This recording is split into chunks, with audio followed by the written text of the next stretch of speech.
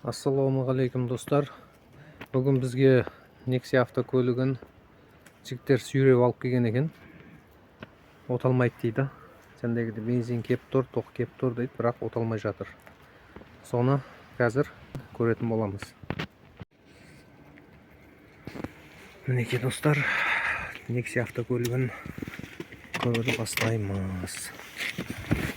Кәнекей, бісміллә. Кілт.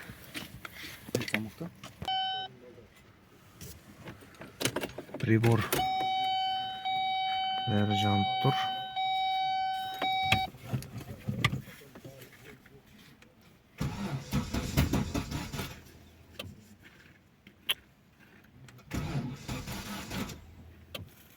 Алмайды.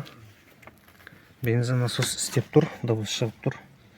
Егер бензин насос істемей жатқан болса, дыбыс шықпайтын еді. Бензин насостікі мынау предохранитель.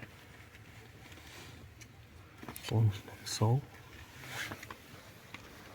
Так. Мына жақта. Мінекей, қазір свечасын ашып көреміз. Тоқ бар ма, жоқ па? Тексеріп, магнитте жылынып кетті. Яғни.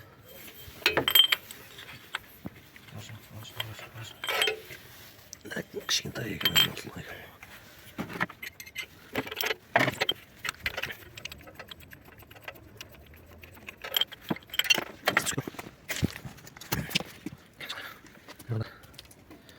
Бензин қойып тастапты ғой, кән қойып көрші. Мына жерге қойып, тексеріп көретін боламыз бұны.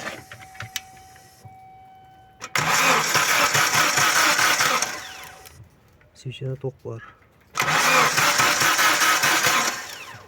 Тағы да қойшы.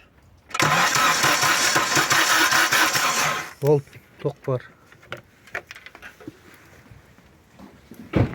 Мына жағында ремен. Ремені сау.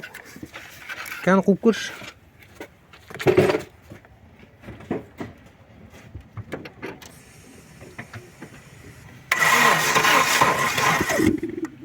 Болды.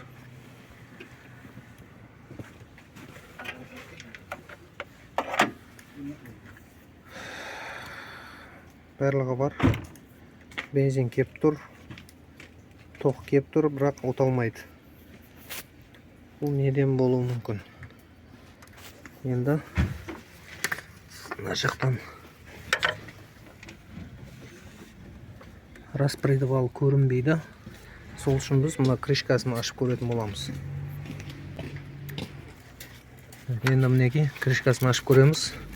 Бұл жерде біз распредвал сынып кеткен шығар деген күдікпенен крышканы ашып жатырмыз.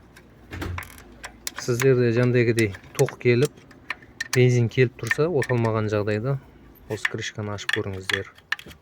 Оны мына жақтан көрейін десек, көрінбейді распредвал.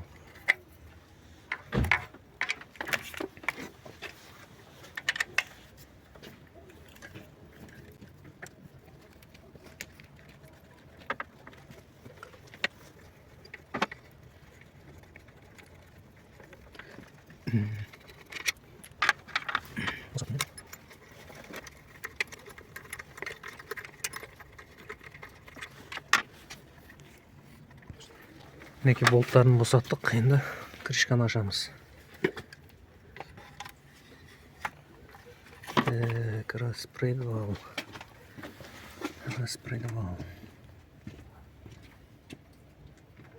Негізі көбінесе мына жерден сынатын. Бірақ бұныкі мына жақтан сынған міне. Распредвал сынып кеткен. Бұл қазір тек қана бір поршынды ғана жағып жатыр, қалған үшеуі жанбайды. Сол себепті оталмай жатыр. Мінекей достар.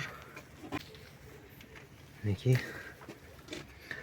Бұл жерде біз енді тек распредвалды ғана ауыстырып қоймаймыз. Сендегі мынау үшеуі істемегеннен кейін головкадағы клапандар майысқан болуы мүмкін. Бірақ оны біз ертең ашқан соң білетін боламыз. Канал ұнаған болса жазылып кетіңіздер.